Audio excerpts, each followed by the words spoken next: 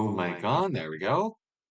Welcome to Second Breakfast, a stream of consciousness that fills the gap between the no answer period and Blazing Cat for Fridays, where we stream on three platforms, Rumble, X, and YouTube.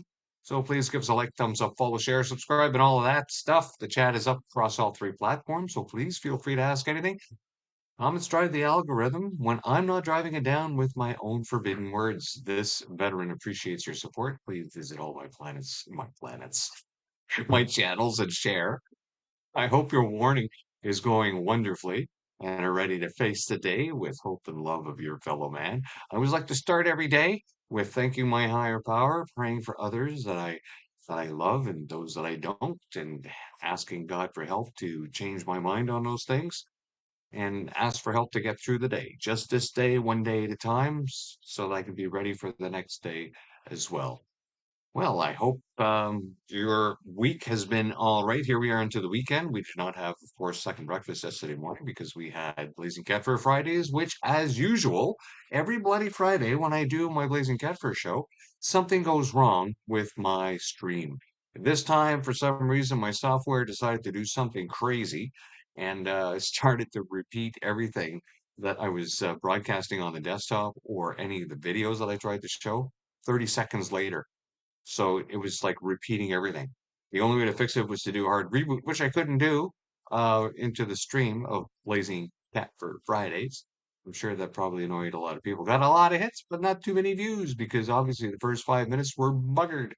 Well, today we're going to be looking at something else that's pretty well buggered.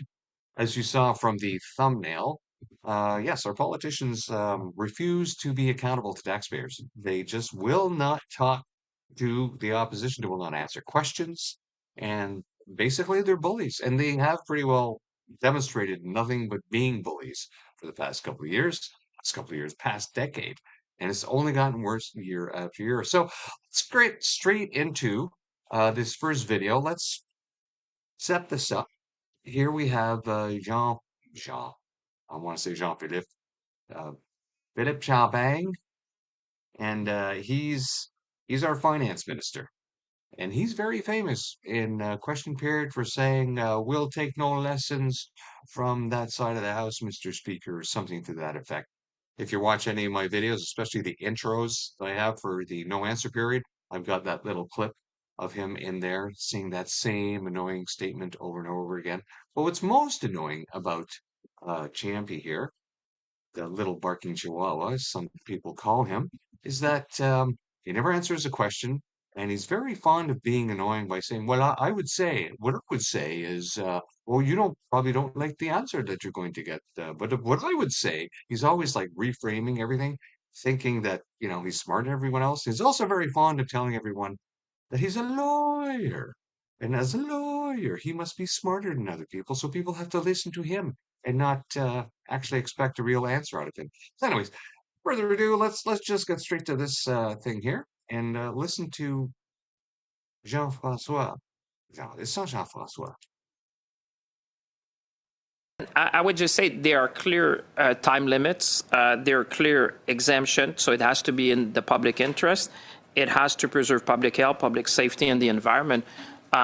We tried to mirror, I would say, what was done in other G7. Like I said, this is not something new. That's why I'm surprised but I respect the comments from the people who wrote the letter. But I'd say this is not a new tool. I mean, the OECD report, I think, dates back to... Minister, I just explained the differences.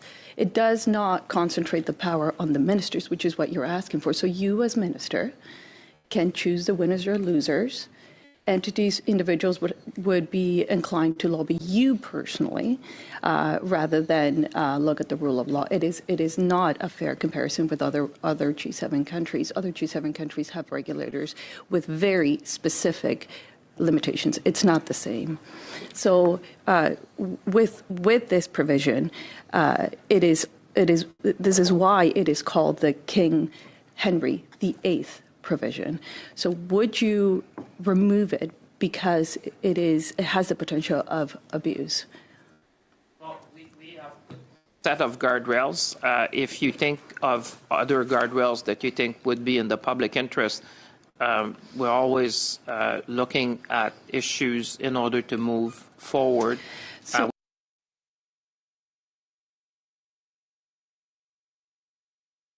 So no way to get him on an answer on Bill C-15, particularly here, which gives ministers sweeping powers. So basically, they can absolve themselves of any responsibility, not follow any laws, as long as it's not the criminal law, and give that same exemption to anyone they choose.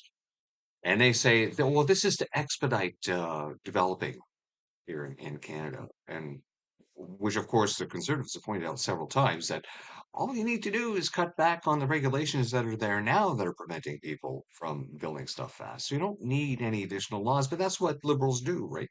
They bugger everything up so they can bring in all these sweeping powers so that they can have complete control over society. So here's a little bit more of Francois Philippe Champagne being his old annoying self. You gotta watch this. When I speak to people in my riding, they are tired of politics. They want simple answers. 11 million, 11.3, Will you be printing money or putting it on the line of credit? So how are you going to explain to your people in your It's a riding simple question. that you voted You're in the favor? finance minister. Finance is based on numbers. Will you be printing money or will it go on the line of credit? What would you say to your constituent if you say you voted in favor, but you're not willing to? So this is committee, right? This is not the floor of the House.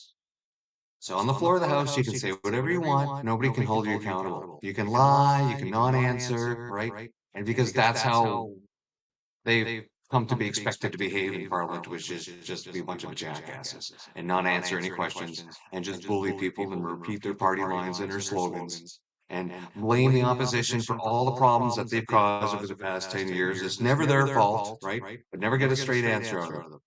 So here he is in committee trying to pull the same stunts. But in committee, you don't have that same protection. Now, as a member of Parliament, he's still there on, like he can just get up and walk out, nobody can do anything about it, right? But it would look bad. But here in committee, they are expected to answer the questions. So they will continue to be berated and ask these questions over and over again until the member runs out of time. And this is as close as we get any accountability for ministers in Canada. Well, the other part would be if the media actually held them to account. But seeing as they've bought over the media with Quality Canadian Journalism Organization CRA tax incentives, giving 27 to 30 grand per year for each employee to all the mainstream media that's been blessed by the Liberals. Therefore, they don't want to cut that funding to their own people, so they have to ensure that they don't report on making our ministers look bad on anything that they do. So really, it's up to committees and any independent creators that want to show you what's in these committees. So let's listen to some more Champion. To support Canadians. So I think people will be confused. You should help them. We can help you. Minister, please just an answer. Well, that's what I'm saying. How are you going to explain that to your constituents? You must have thought, you know what you're going to do. Would you please just share with Canadians? Well, exactly. That's what I'm saying. How are you going to finance this?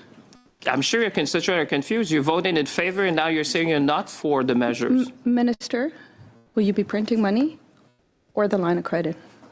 Are you in favor of the measure or are you against? You are running a deficit. How much will the deficit be then? Well, like I said, this is a measure that supports Canadians. You voted in favor of it. And I think you should stand by your vote and say, yes, we favor that because it's going to support Canadians at the time of need. It's incredible. This just goes on and on and on, right? Like, how are you going to pay for this? Never answer. Never answer. Not an answer. No, like he's the finance minister. That's why when they put out the budget in the fall, I kept, I put out a couple of videos and they just kept saying like they're cooking the books. They're cooking the books big time to the point where they won't even answer how they're going to pay for stuff because they have no ability to pay for it. In fact, I don't even think they expected their budget to pass. Really, they didn't want their budget to pass whatsoever because they wanted an earlier election because they knew the way the economy was heading that, well, it's not going to be very good for them. It's not going to be very good for them at all because the longer we go, recession's going to hit. We've got a quarter of the population in food insecurity going basically to food banks. And more people are losing their jobs every month because all the chickens are coming home to roost from their Ponzi schemes and nonstop spending and nonstop taxing where we don't know where all this money is going. Well, we do know. I mean, they put up these notices on like foreign affairs and their websites and, sending millions here and millions there and billions over there. But never any receipts as to how that money's actually spent on the other end.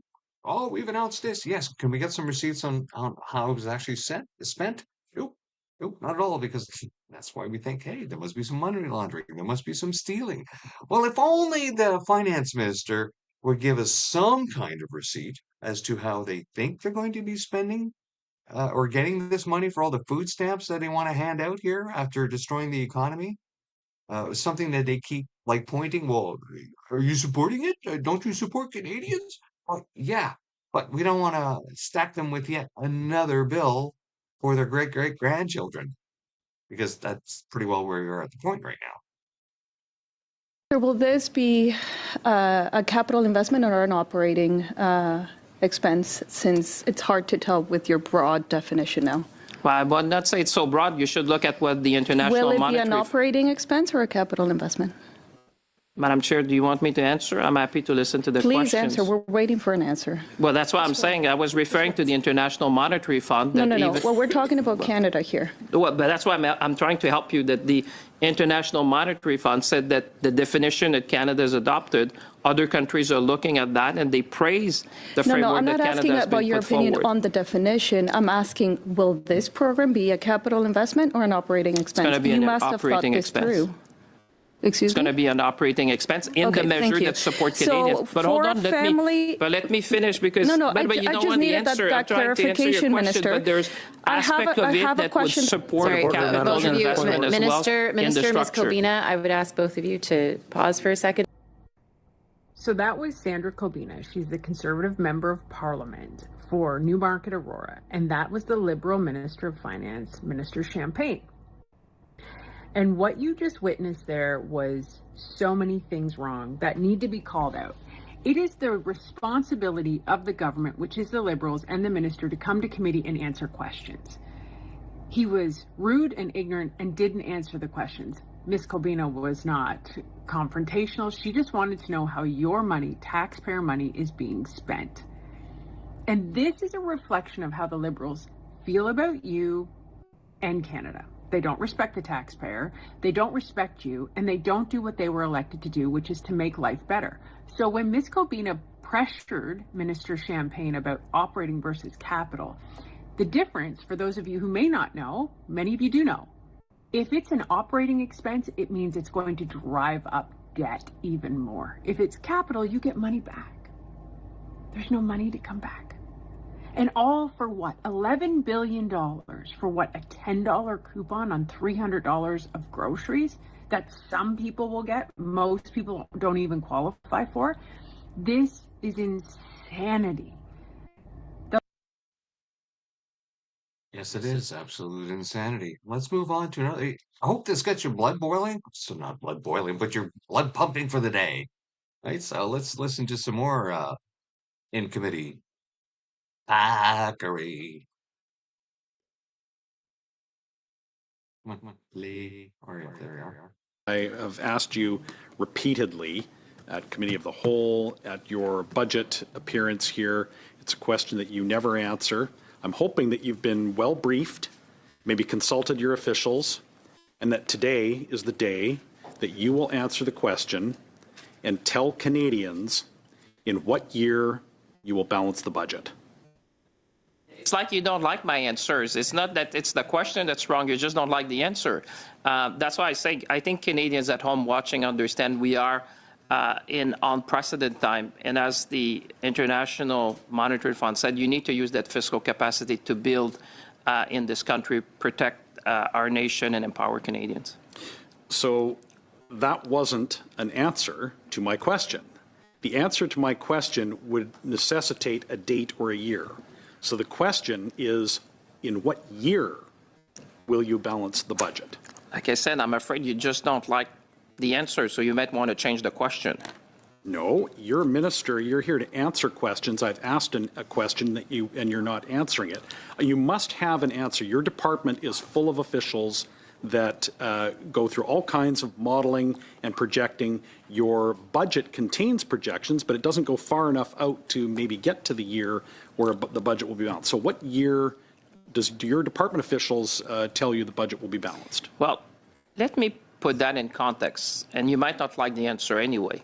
But we live in probably the most uncertain time in the world. And that's why when you see in G7 countries, the reality now is that those who have the fiscal capacity are building their country, protecting their sovereignty, empowering their people. That's the best way for Canadians to grow our economy. Okay, so since you aren't answering it, you're giving a response that isn't an answer.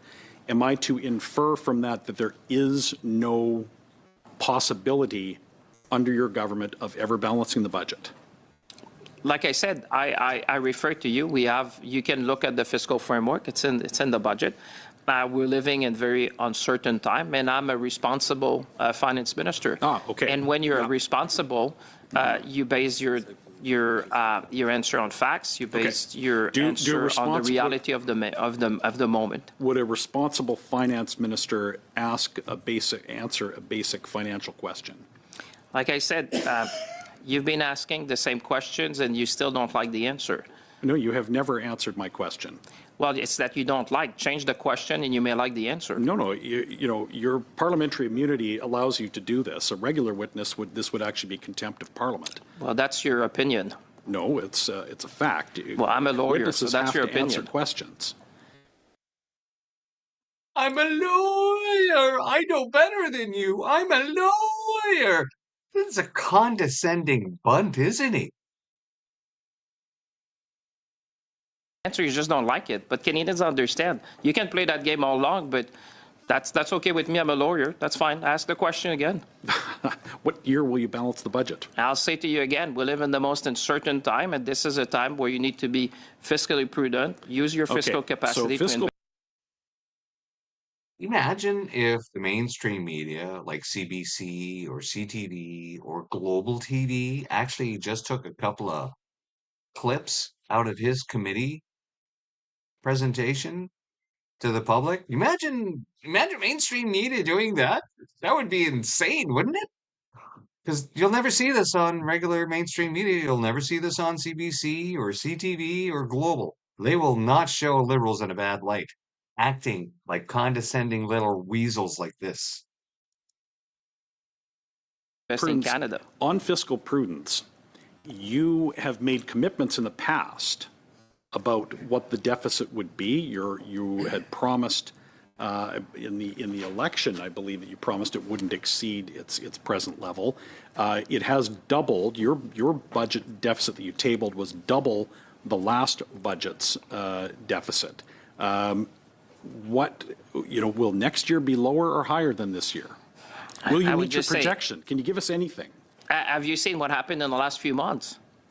Yes, but I've been here for 10 years where every single finance, including all of your predecessors, have come here to this committee and made commitments that they never fulfill. So it goes to credibility, and Canadians are watching, and they want to have confidence in their officials. But by refusing to answer questions and by refusing to adhere to fiscal anchors and fiscal guardrails that you set for yourself and perpetually change, that erodes confidence in officials, because it means that your Canadians don't know whether they can trust your words. I would say so you give Canadians a plain answer about whether or not there is any plan to ever balance the budget. That's your personal opinion. I'd use humility, because if you look at the rating agencies and others and economists in the country, they understand where we're going. And even former Prime Minister Harper, which you should listen to. What a condescending little weasel. But he's not the only one, right? They all act this way.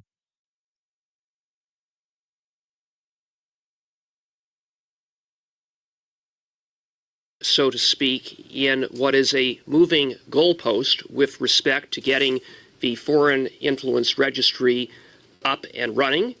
You say that it will be up and running in early spring, but I'll remind you of the timeline. Nearly 2 years ago, when the legislation to establish such a registry was before Parliament, your predecessor, Dominic LeBlanc, promised that the registry would be up and running before the federal election. That didn't happen. Then your government promised that it would be up and running by June of 2025. That didn't happen either. Then you, Minister, promised that it would be up and running by December of 2025. That didn't happen. It's now February of 2026, and you've set down another timeline, another date. So given a record of making commitments that it would be up and running 3 times, 3 different dates, each time you missed the deadline, why should we have confidence that that's going to happen now? What? Look, I share the frustration that you have in the delays involved in getting to this point. But what I can assure this committee is that all the requisite work have been done, essentially complete. So with respect to the three elements I talked about, so the first one being the appointment of the commissioner, we have canvassed with your party, with the Bloc, along with recognized groups in the Senate.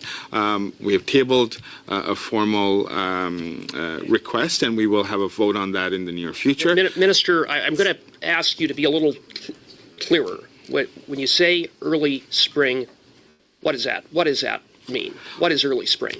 So if I may just, I advise you on the first piece. The second piece is the regulations. I'm asking you for what is the latest timeline? You've given months. So what is the month? Is it April? Is it May? I'm not going to give you an exact month, Mr. Cooper, but What would you say you do here? I will say we are targeting, like the work has been done, right? So the first piece is the commissioner. The second element is the regulations which are ready to be With greatest respect, your government finalized. has dragged its feet, and I'll remind you that for years your government opposed and obstructed the creation of a foreign influence registry just before the 2021 election.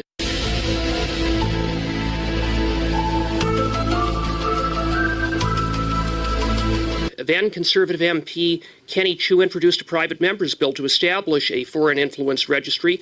As a result of his advocacy for a registry, MP Chiu was drowned by a sea of Beijing-directed disinformation, costing him his seat, disinformation that was amplified by the Liberal Party in Steveston, Richmond East, only after Madam Justice Hogue's damning report did your government finally put forward legislation to establish such a registry, which the national security establishment has been calling for years. So after opposing and obstructing a registry, isn't it the case that the new strategy is one of endless delay by your government? Because if it was such a priority, it would surely be up and running now.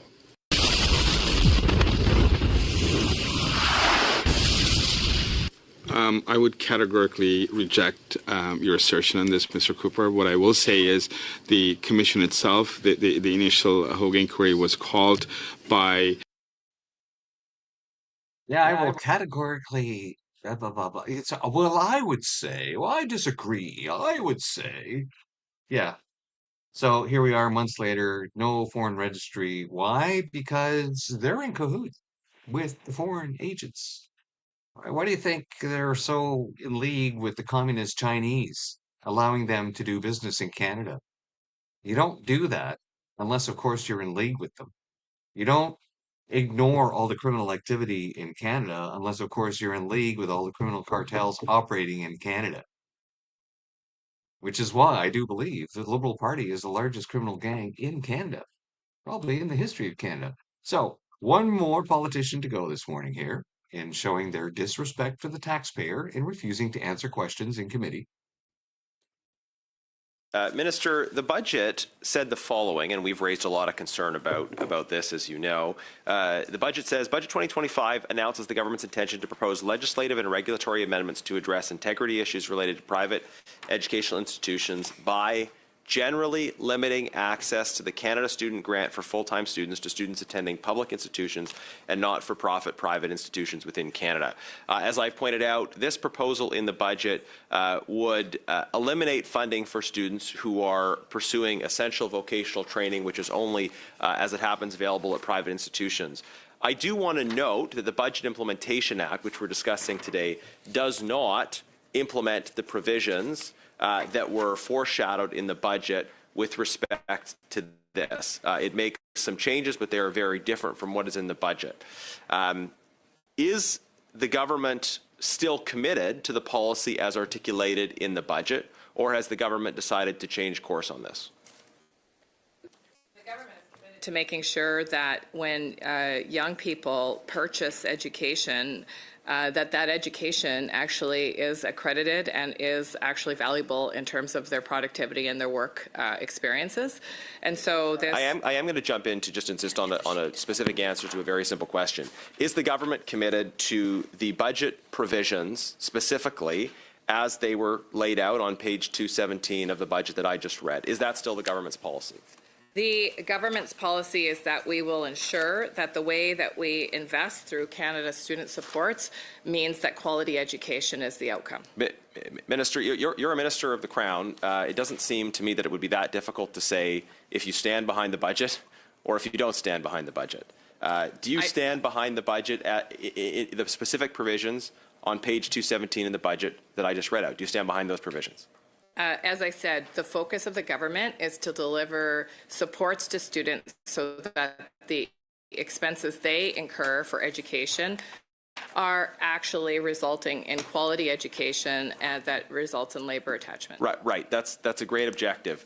Do you agree with and stand behind the policy laid out in the budget, page 217?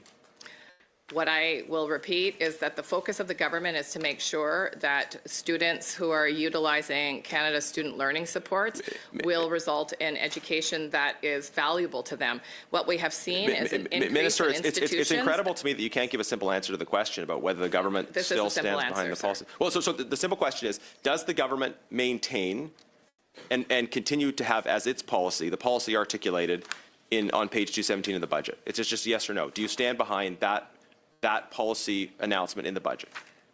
The work that the government is doing is to ensure that federal student financial assistance that provided to students is utilized in institutions that will provide that's quality just not an answer to the question. I think the public can see that. I wonder if I can ask the Deputy Minister, Mr. Thompson, if you don't mind me putting you on the hot seat. You often speak on government policy. Now, the Deputy Minister, for those of you who don't know, is a public servant. Right? So the Deputy Minister is a high-level bureaucrat.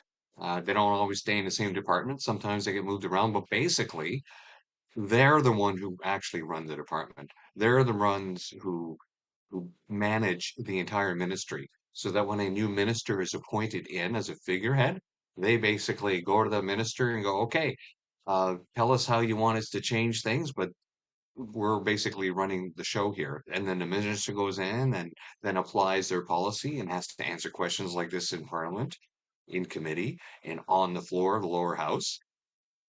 And other than that, they're pretty well just a political figurehead. Yeah, they don't, other than basically being responsible for enacting the policies, the horrible policies in this case that they are writing, yeah, they don't really much have a clue of how the department actually runs, unless, of course, they actually put their mind to it, which this minister didn't, because when she first came to committee, she didn't even know what the bill numbers are. I didn't pull that video up in time, but it's out there. Let's go back to the rest of Garnet here. Responsible for making it, you're responsible for implementing it. So is it your understanding that the section I just read from page 217 is still government policy? Is it still government policy? We have full intention to implement the budget measures as they were laid out by the government. Okay. I would note that. Thank you. That was a clear response. I disagree with it, and I'm disappointed by it, but it was a clear response. The government still intends to implement those provisions. Do you know when the government expects to implement the provisions that I've just read out, given that they were not included in the Budget Implementation Act? Again, to the Deputy Minister. Well, listen, I think we all understand that pieces of legislation have to pass this House for the budget to pass, so that Canadians can get the relief that all of you have been saying is so essential. Provisions that I'm talking about are not in the Budget Implementation Act. Mr. Thompson has confirmed that they're still government policy. So when does the government have a timeline for proposing those measures? Again, we oppose the provisions explained in 217, but I think students would like to have some certainty around when their grants will be cut. So what's the plan there? Well, it's difficult to project a timeline when we see the kind of obstruction in the House for everyday pieces of legislation, including the BIA. So I wouldn't want to put a date on it since some of the levers are in your hands. We can't be accused of obstructing provisions that have not been presented in the House. Well, I would imagine that. Can I just try to get one more question the minute I have left? Minister, why do you think food cost inflation is twice the level that it is in the United States? Well, I think we've covered this question in the House quite a bit, and we've got a number of conflating situations in Canada, including, as you would note, the tariffs that we've experiencing as a country. But you can yourself. I think you're from the western part of this country. You yourself can speak to Minister, some of the cattle farmers who are actually feeling quite despondent. How do you think tariffs are impacting food inflation? Look, there are a number of impacting. Like which tariffs specifically? The focus here is on the things that we can control, as I said in my speech. And But there's I'm asking no about doubt food that Canadians inflation are feeling the impact of food inflation. But I will tell you what it's not, if this is where you're going. It is not, and as many economists have shown, You're the minister. I'm not asking what it's not. I'm asking what it is. Why is it twice the United States? Well, food inflation in Canada is directly related to the number of foods that we must import and to the growing challenges of climate change. Is there an issue with translation? Appel au règlement, Monsieur le Président. On a entendu que we are hearing the interpreters saying inaudible. So that is very clear. My colleague is having fun speaking fast and interrupting the minister, but all participants to be respectful that the meeting must be translated, and that's what I shall say. You've got 1 second.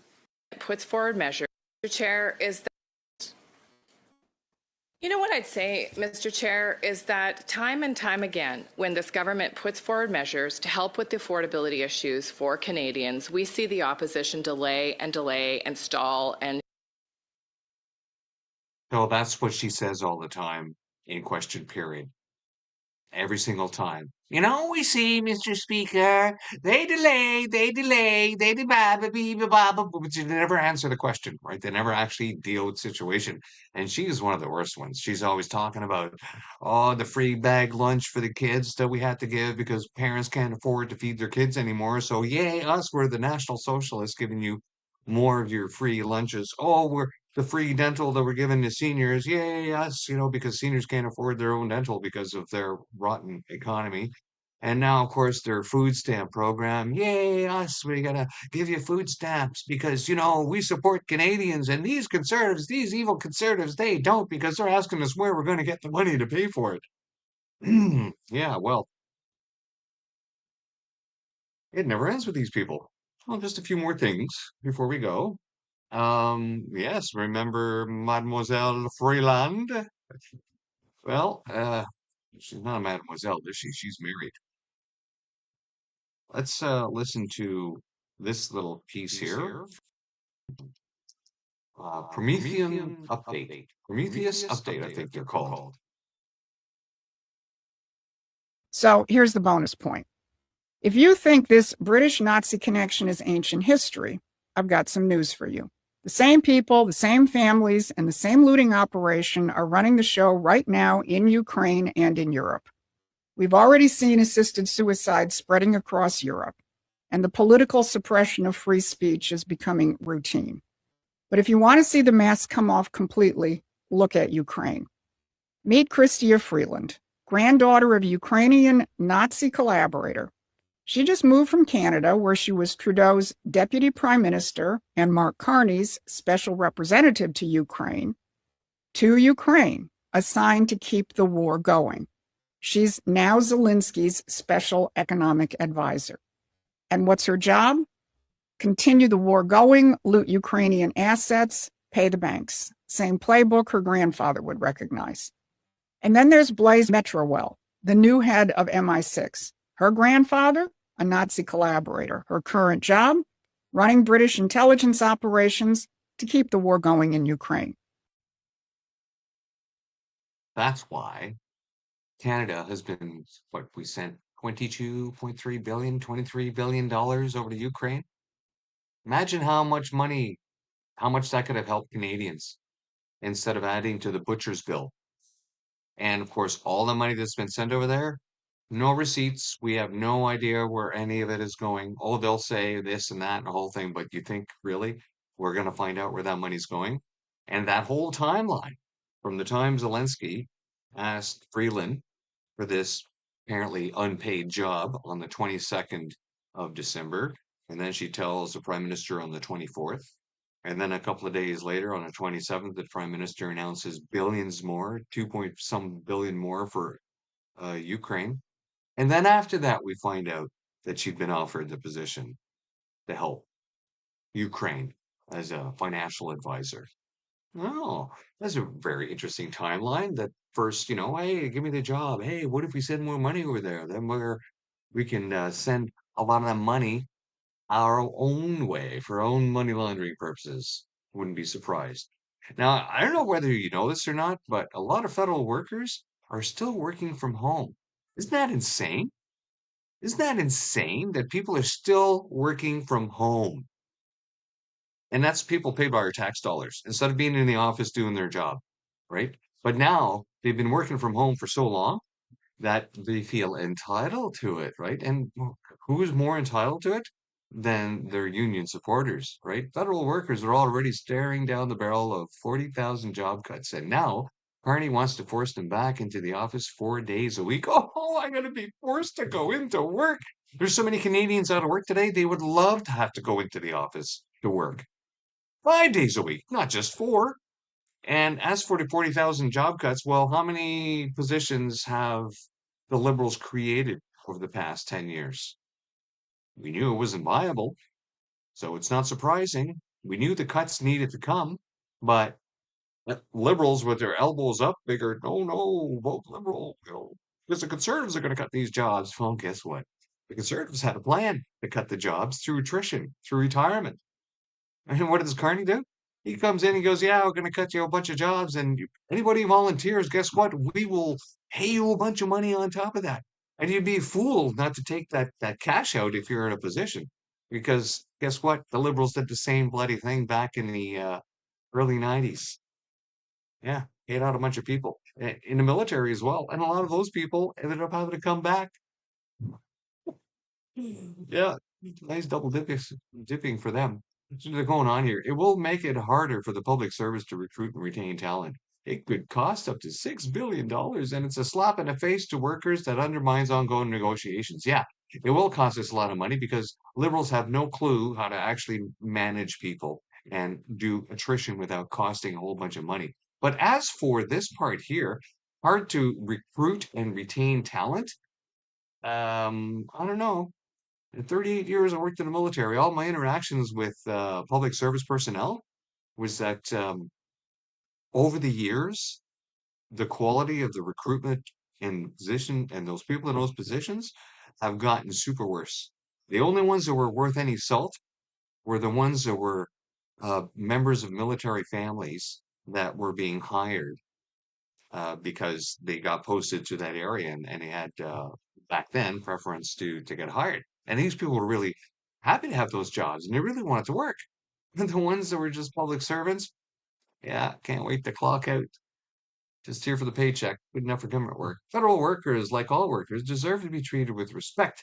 That's why our dignified work plan defends remote work arrangements for federal employees who deliver our essential public services each and every day. This whole line here, remote work. And of course, this all came out of the COVIDity stupidity. There's a lot of empty office space now all across the Western areas because a lot of companies have decided that, oh, Jesus, you know what? I didn't really need to have an office space for these workers. I can get them to work from home. Well, it's only a matter of time before that becomes a liability issue. Unwavering solidarity to Peace Act, blah, blah, blah, and workers impacted by this callous decision to make our fellow employees show up for work. These people are ridiculous. And our last story for the day. Minister says new housing agency has no targets on number of homes it will build. Well, one of the biggest things that the Liberals have been hammered on continually is the fact that, you know, the housing agency back in 2023 said you need to build 500,000 houses a year with your crazy amount of mass immigration that you're doing. So since then, they've constantly been hammered on the numbers. And not only that, the amount of money that they're spending for so little number of houses being delivered. So how do you get rid of a media problem like that? Well, you just change the narrative. You say, oh, we never had a housing target. Push on.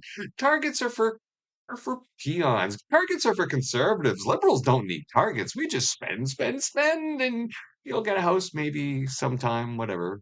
Or, deny, deny until you die. That's to the point where we've got now. They won't answer questions. They just change the narrative, and they will never let you know where all the money is going. Yeah. And of course, if this goes on any longer, we won't even be able to ask questions on the internet because they'll just turn us off, completely blank us out. In fact, there's a bill going through the Senate right now, and it's past second reading and it's going down to lower house. And basically, it's going to require facial digital ID just to get online because of safety. That's right. You got to protect the children because the state thinks that it's responsible for everything. It just oh well, obviously parents are not responsible enough for their children to decide, their time on the internet. So we will take that responsibility from them and make sure that the only people that can get on to certain sites now is if they do that digital ID scan. So now the government wants to put this in under the guise of safety, but what they will do is abuse that and say, oh no, you know what?